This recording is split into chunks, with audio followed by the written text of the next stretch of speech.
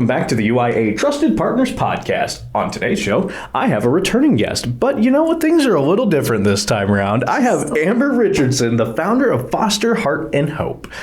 Amber, how you doing today? Good, I'm doing great. I'm thankful to be able to come back and share a little more. I'm so pumped that you're able to come back. Yeah. So I think my first question here I got to throw in, I didn't get on the paper here, is since you've been last on the show, it used to be Foster Love. Correct. What sparked and made that change to Foster Heart+Hope? Yeah, so in January, we moved into our new location, 8,000 square feet from 1,200 to 8,000. Love that. And in March, leading up to that, with this new move, it kind of just presented an opportunity to maybe look into our name. And so feeling like Heart+Hope better reflect a little bit of our mission. We use our husband and I's son's heart that he made in elementary school, and that is the logo. And then just so much of it, just hope for the future for those who are experiencing foster care. So making that small change, but yeah, I absolutely love the new space and I love the new name. No, I love it all. I was doing my deep dives as I do through your guys' website. Everything's looking fantastic. Yeah. Slowly but surely. We're not totally transitioned, but it's making its way. All a great work in progress, though. So for the listeners who maybe didn't catch an insight to the episode last time round, what is Foster Heart+Home and how long have you been servicing the Omaha area? Yes. So our mission is to provide basic needs and opportunities for children and families impacted by foster care. We've been around for 5 years. We're actually celebrating our ribbon cutting and our 5-year anniversary on July 11th, which we'd love for people to come out. But it started in our basement in July. And so we started small, collecting new and new clothes with collection drives all over the community. Started in our basement, doing care packages during COVID. And then it's just slowly progressed with pop-ups to having our first small storefront on Main Street in Ralston, and now in a very large space. Yeah, I love that. Now it's just gradually but progressively gotten bigger and bigger. I'm so happy for you as well, by the way, because last time you were on the show, we loved what you were doing. I'm so happy to see that, like a flower, it just blossomed into this really beautiful thing now for the community. And hey, July has all the best events happening in it, I'd say, because I turn an additional year into the calendar. There it is. That's right. So actually, it's about 4 days before you cut your ribbon. So I'll be out there. Love that. I'll have a little time. I'll swing on out. Now, I know since we last talked, you already kind of talked where Foster Heart+Home kind of comes from, and you've already kind of alluded what it does for the community. But I'm so curious where this calling and this drive comes from. Yeah, so my husband and I have been foster adoptive parents for almost 18 years now. Our oldest son, who was placed with us back in 2007, came to us with a single black trash bag. And that's kind of where it all began. And then just realizing through his story and the story of bringing other children into our home, we've had over a dozen here and there, whether for respite, short-term, long-term adoption, guardianship. I've just realized that there really is a need in the foster care community for love and dignity through basic needs and opportunities. So that's kind of where it all started. And then just presenting a new opportunity in 2019 was kind of when that little dream kind of started to come into fruition. Yeah, and we kind of talked about this in the first episode. We got to sit down to each other, but just that feeling that a kid has to have going in there, like you said, they might have just known what's in that black trash bag. Getting a chance to go in, have some nice clothes for the school year, get ready and be excited for it. Yeah. I think it's powerful on a different level that a lot of people maybe don't understand at first glance. Yeah, absolutely. Now, I do love it, and some of the awesome things that people can kind of look into that you provide. You have shopping days, an event called Artsy Kids I wanted to talk to you about a little bit, and Young Food Lovers. Now, I'm a foodie, so we're definitely going to talk about that one. But I'm a little curious to start here. Where did these programs kind of get inspired from to implement and create these opportunities? Yes, so our signature program is Shopping Days, and that really comes back from Trey's story and all the other kids who have been in our home to provide those shopping experiences. In the beginning, during COVID, we were able to put together care packages. Kids would be able to fill out, hey, what's my favorite favorite color? Do I like leggings versus jeans, shorts, that sort of thing. And that was what we had to do out of necessity. But giving children the opportunity to choose, we like to call it client's choice, is really powerful. Yeah. You know, we wake up every day and we like to put on clothes that make us feel confident and comfortable. Children really are no different. And children who have who have experienced trauma and unfortunate circumstances can really thrive from being able to choose clothing that maybe fits their personality. And so that's kind of where Shopping Days was obviously inspired by. Artsy Kids was one of our first extra programs, being able to provide the arts so kids can express themselves through creativity. Really love that program. And then our recent one is Young Food Lovers. My husband is a foodie. He really loves making food, baking food, cooking food. He's a firefighter, and I feel like that's what firefighters do.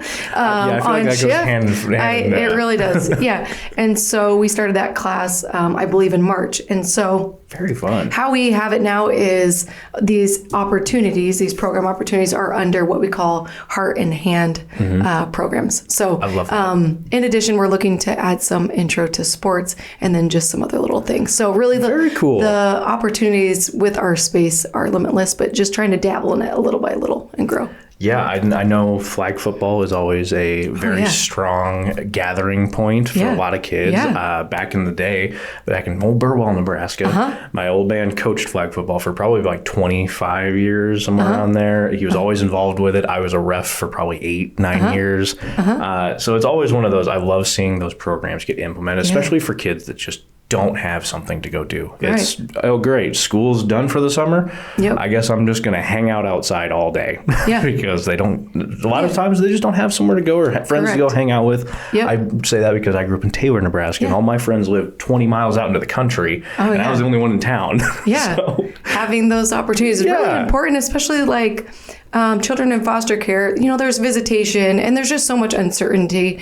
How long is the child going to be in someone's home? Well, maybe they can't commit to a 6-week or 8-week program, but hey, maybe we can go to Foster Heart and Hope and we can do the art, we can do the cooking, and maybe we can play a little sports. So I think it really is important. I do too, because again, you can also foster some of the, no pun intended, foster some of those, you know, passions early on. Absolutely. Because, hey, you never know who the next Gordon Ramsay might be. That's right. Absolutely. So I do love that. I love that how this has grown, just implementing more things for kids and just making it a really awesome experience all the way around. Now, if I'm a business or I'm an individual watching out here and I'm like, you know, I have to be involved. I want to help some way. How can I help, and what's the best way I can help? Yes. So Wednesday, Friday mornings, that's when we allow volunteers to come in to actually help within the boutique. So we love that. All you got to do is reach out to one of us, myself or Trisha, and we'll kind of take you around on that first tour and see if what we got going on is a good fit for you. Other opportunities, we have big events, and if someone wants to be part of that, they can reach out. We have back to school, we have parents' night out. But those are the main ways that families can get a part of or become a part of the volunteerism. I love that, because I think that's a nice, simple, easy way to get yourself involved, get on that schedule, kind of be involved as you can be, right? And so link down in the description. As you're watching this episode, you can click right on that link, go right to the website, and fill that out as we are talking here. Now, I noticed on your website something that is coming soon, and I have to pick your brain. I can't let it go. It's me. Now, it's something called Beloved, and I am so curious what a preview or anything that you can share with us might be. Absolutely. Okay, so within Foster Heart and Hope, we have the boutique, and it's actually named after my son, so it's called Trey's Boutique. Love that. Side by side, there is another boutique. It's a community-facing boutique full of women's re-loved clothing, and that's called Beloved. And so we are implementing a program in July, August, where youth or young adults who have either transitioned out of foster care or have been impacted by foster care at some point, maybe they even have been adopted, need some extra love, care, life skills, some opportunity for some career education. So this program is called Launchpad. Part of Launchpad is this work opportunity to have supervised work placement, and that is going to be done within Beloved. So serving the purpose of providing that work for those young adults, and then also being able to provide some revenue for Foster Heart and Hope. That's fantastic. Yeah. What a great idea to kind of, again, be hand in hand with each other for that beginning phase of those things and what happens after the fact. Because I think that sometimes gets missed from the conversation of, okay, well, you're out of foster care now. You're old enough. Good luck. Yeah. And a lot of times that kind of is what it is. It's just good luck. Go figure it out. And there's not a lot of great tools for that. So I love hearing that that's coming soon. Yeah.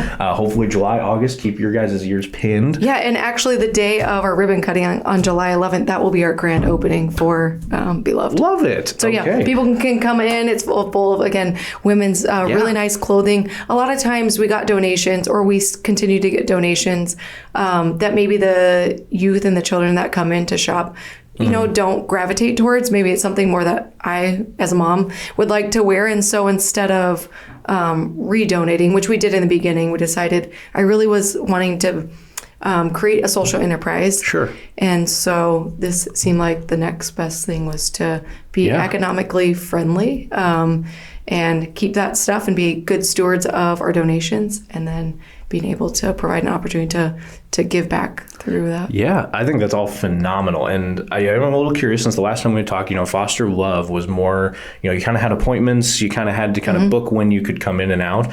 With everything changed now with Foster Heart+Hope and Beloved coming soon, is that still the case, or is there different times now? Okay, those are good questions. So with Foster Heart+Hope, with our shopping days, you still have to register. Perfect. We do those twice a month, but any child that comes in, we always have ongoing appointments. So that is always open and available. I love that. As far as Beloved, I think we're going to start probably 3 days a week, like a Thursday, Friday, Saturday, see how the community takes to that, and then we'll kind of assess and decide if we need to make changes. Nothing wrong with that. I think we can all respect the human aspect of that. Like, well, we're not too sure yet, but no, I love that, because again, last time we talked, things have changed. So it's definitely good to bring those to the attention of people. Again, link down in the description to get signed up, reach on out to Amber, and have yourself a nice shopping day. Yes. I do. I really do enjoy what you do.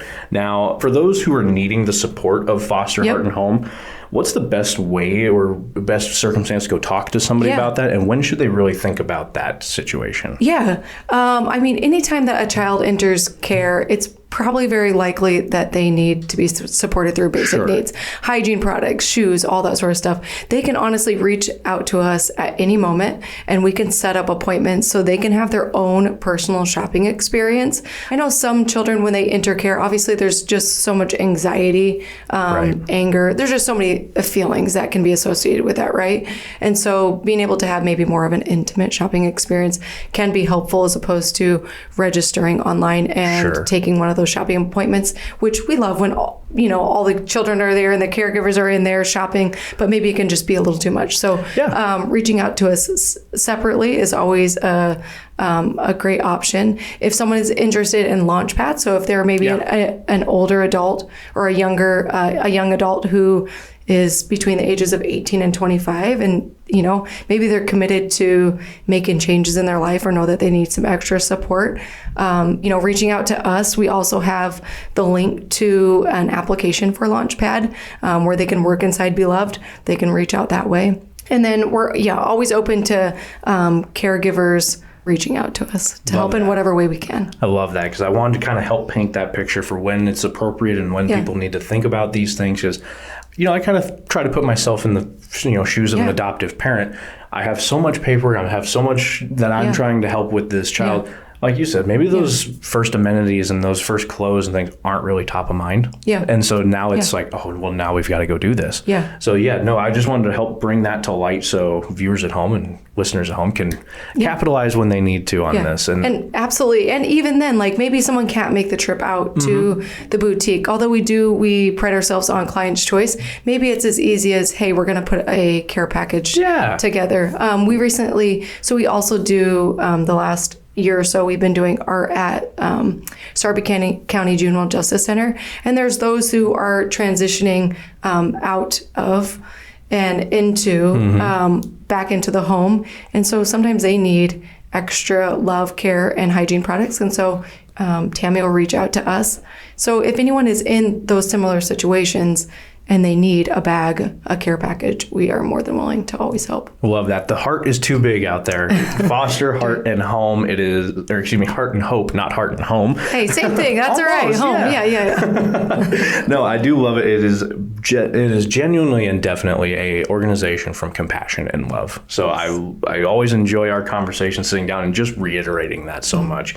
Now, social media, we'll kind of take that little side step here. Where can we find you and keep up to date with everything that's going on? So everything has transitioned to Foster Heart and Hope on Instagram and Facebook. Those are the two main ways that we advertise our events, advertise shopping, advertise our classes and programs. So I love that. Follow along there. Yes. Now, any events or anything that are coming up? You already mentioned the ribbon cutting. We're all excited about that. Yes, ribbon cutting, grand opening for Beloved. That's on July 11th from 3 to 4:30. Obviously open to anyone. A special thing about that day, that afternoon, is those who are part of our Young Food Lovers are going to be preparing some food for that day. That's going to be cool. Yeah, it'll be pretty cool. And we'll also showcase some art from our Artsy Kids program.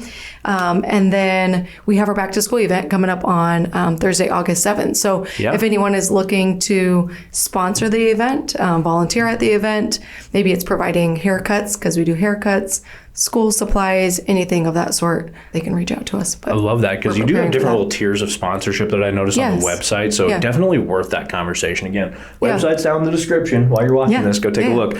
But it's different levels to provide that kind of flexibility for individuals to businesses to everything in between. Be inclusive to everyone. Local businesses, big businesses. And I think it still is so great, because even like the bottom tier is so reasonable to get into on that. Again, from a local business standpoint, or just a local that wants to contribute to a great thing, it's so reasonable to do. So link down in the description, go check it out. I can't reiterate that enough.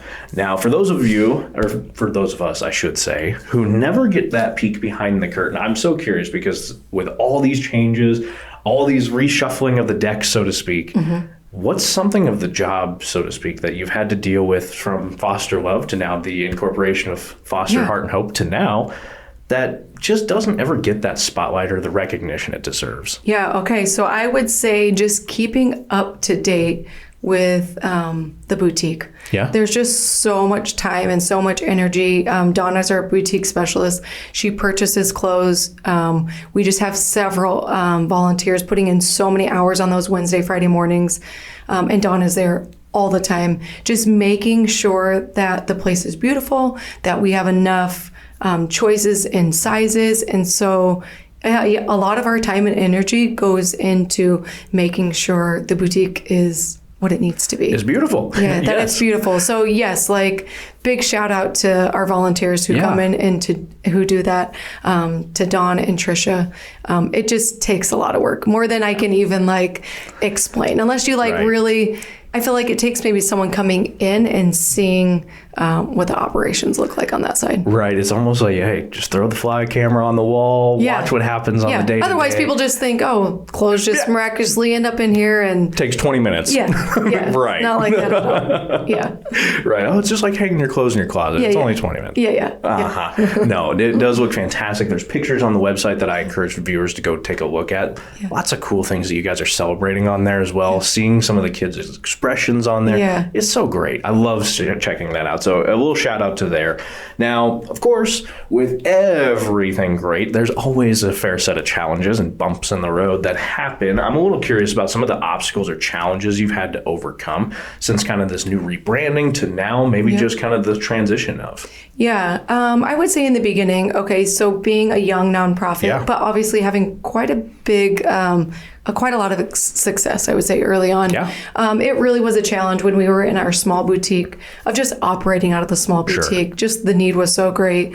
The space was so small. So that was definitely an obstacle. But then from there, getting the news that the current place was going to be torn down, it's like, okay, well, we're young. We're not even paying anyone at that time a salary. How are we going to make this leap to a bigger location? So I mean, that was really an obstacle of who's going to fund this, who's going to donate, and how are we going to continue to make this happen? So, but luckily, stars aligned. Werner Enterprises were super great and integral in allowing us to lease space from them and to make this build out happen, as well as those who donated towards that capital. I love it.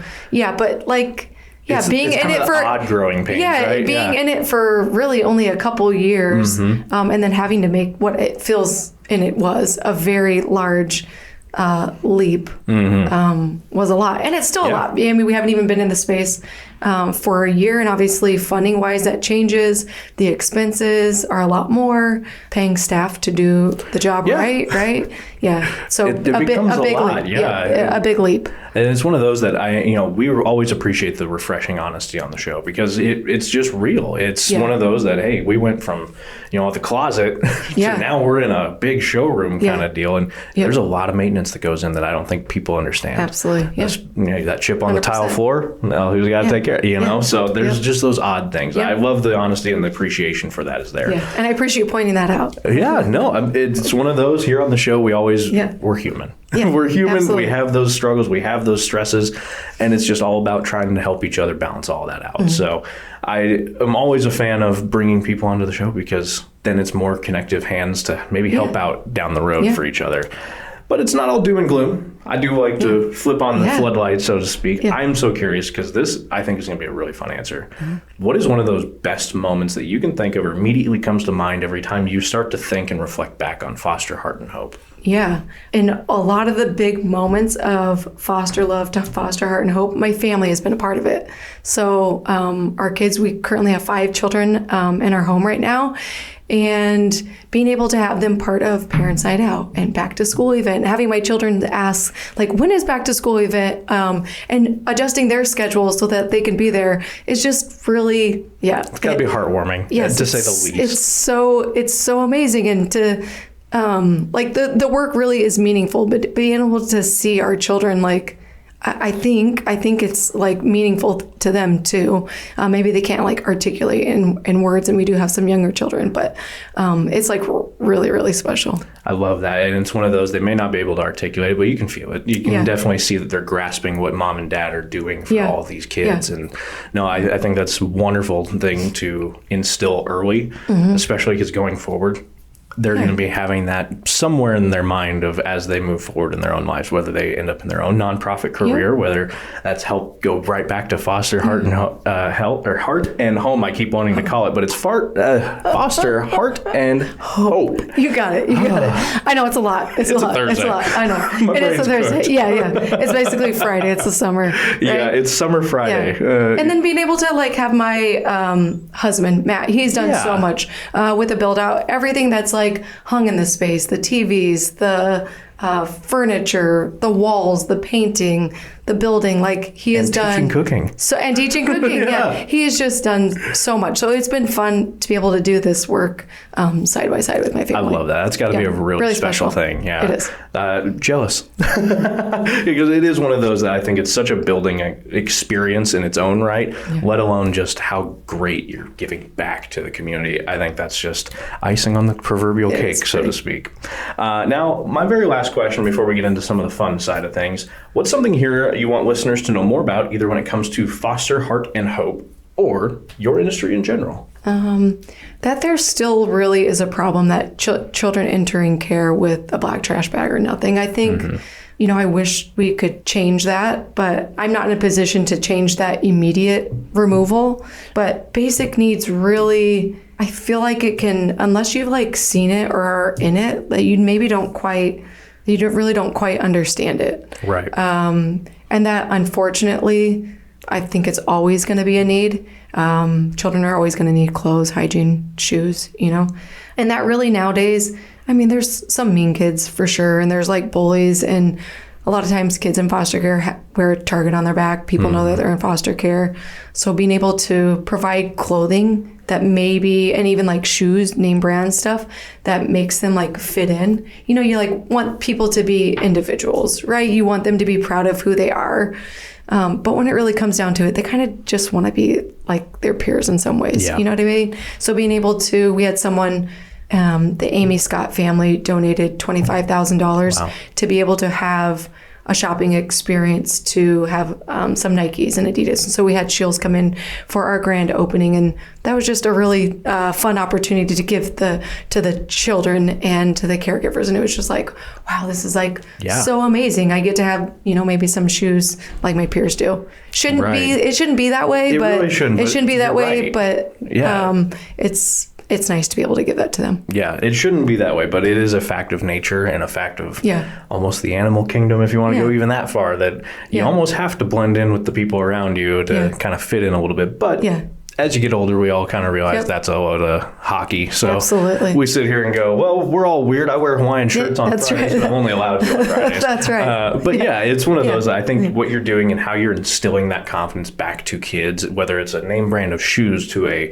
just a nice polo shirt that they maybe never have had. Yeah. I think the confidence is key, and I think that's going to help set them up for their future. So hats off to what you do. And of course, who we're talking to is Amber Richardson, the founder of Foster, Heart, and Hope. That is pretty much all of my pertinent business questions for you. Is there anything else you'd like to leave us off with Foster, Heart, and Hope? I think that's it. Just come July 11th. That's very exciting. July 11th, ribbon cutting. Yes. Be there, be square.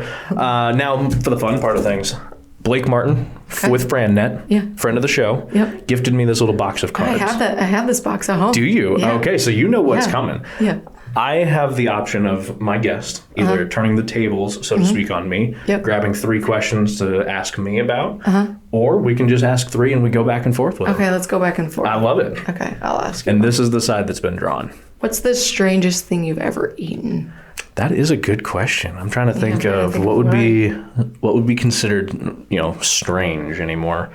I feel like rattlesnake or alligator would probably be mine. I think that's about the most interesting because, I've had like prickly pear. I've had like things that aren't common necessarily, but being like a weird food. I can't say I've ever had that. Yeah, I mean, rattlesnake was kind of interesting, but alligator tastes like... Is it chewy?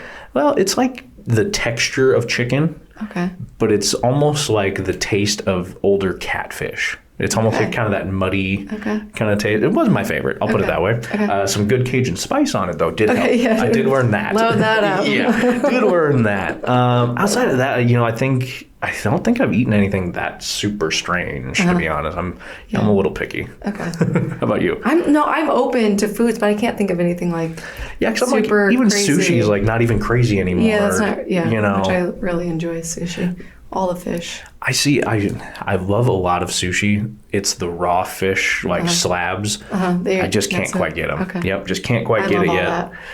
See? Okay. No problem. Hey, maybe that's the weird food. Well, that's the weird food. Yeah, there we go. Okay, do another one? Yeah, we'll do 3. Which event in the past, present, or future would you like to witness in person? Ooh. Boy, I'd either choose like the Prince Super Bowl halftime show because I think that would be phenomenal. My brain also goes to maybe being in the crowd of Saturday Night Live when Chris Farley was there. That sounds back great. in the Chris Farley, Adam Sandler era. I think I would put myself there because that'd be fun. I love Chris Farley. Yeah. But okay, that's a good answer. I like it. Okay, I'm going to go to sports because I really love sports. I think it would be amazing, or would have been amazing, to go to like the first Women's World Cup, something like that. Yeah. Agreed. Yeah. Witness history. Literally. Yeah. No, I think that's a good one too. Good questions today. Sometimes we get some oddball ones. Oh gosh. Maybe this is one. What was your most memorable meal ever? That's a tough one. I think the one that pops to mind immediately is one that I learned with my stepmom. She mostly made it. I helped out a little bit with trying to learn it, but it was brajol with gnocchi. Oh, I love gnocchi. Yeah, and so it was, handmade fresh gnocchi, and then the brajol is basically, I can just describe it as like a meat log, almost like a mini meatloaf that is toothpicked or twined together and just sits in the sauce for hours and hours and hours and hours and just steeps in it.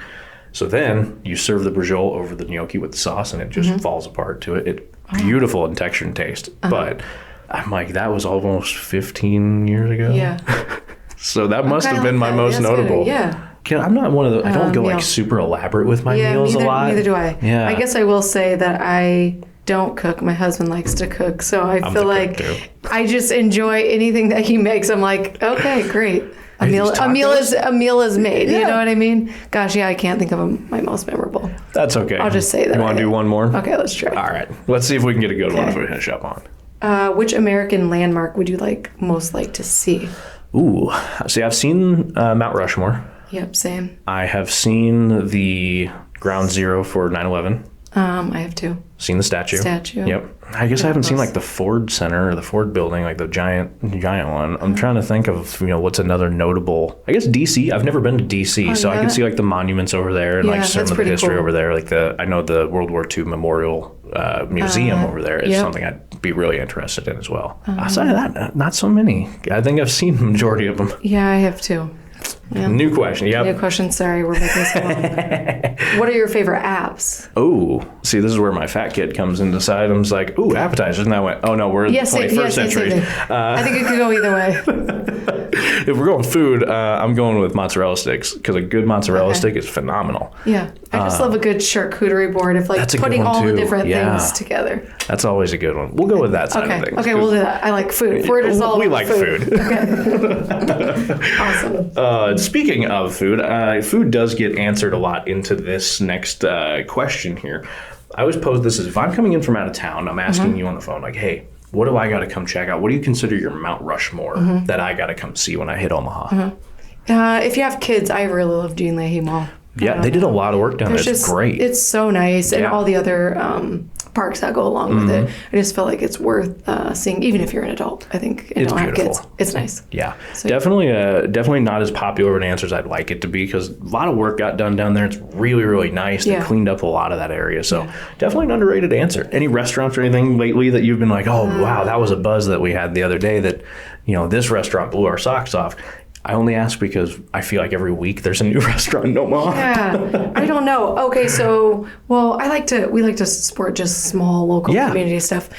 We've always wanted to go to the Astro and we're going tonight. So, nice. We're going to see James Arthur. Okay, that should be fun. I used to live over by the Astro. Okay, really? Yep. So I was maybe a block and a half away from the Astro. Okay. So if I was hanging out on my porch, I could literally hear the Astro. Yeah. And I've always wanted to go to a concert there myself because it is such a unique kind of area. Even. Totally. Yeah. But very, very cool and very very new. So it gets that new feeling there too. So. Okay, I have another one. Yeah. That I've seen just because I went to visit someone at the hospital recently. Big Grove Brewery. Never. I don't know if it's on Saddle Creek or Brewery. 42nd. I don't know. It looked beautiful. I've never been inside of it. I don't know. I'm gonna have to check them out. Yeah, check it out. Yeah, I was let me know if you end up going. Yeah, more breweries in Nebraska. I mean, we can't go wrong there. Or I could have made that up, but I think that's it. We'll find out. No, I'm just teasing. Now, my very, very last question of the show today: what is something here in Omaha that you wish either more people knew about or just supported more? I feel like Omaha, just in general, has tons of, if we're talking about nonprofit work, tons of nonprofits. There's thousands, and there's just a lot of small local ones that are really great, doing great work and kind of in the trenches, working directly with families and children. So I always encourage people to check those out. Great place for that is Share Omaha. Yeah. It just lists all those nonprofits in the area. So yeah, that's always a great one. Plus, you can always check out chambers. Usually they'll list out your nonprofits that are local to that area as well. So always some great resources and always a phenomenal conversation. Amber, I appreciate you being on the show so much. Thanks for having me. I appreciate it. Of course. And listening audience and viewing audience, of course, thank you for tuning in. Our distinct pleasure to sit down with Amber Richardson, the founder of Foster, Heart, and Hope. Amber, we'll see you at the ribbon cutting. Sounds good. Thank you, Dylan. Of course. And hopefully we'll see you next time right here on the UIA Trusted Partners Podcast.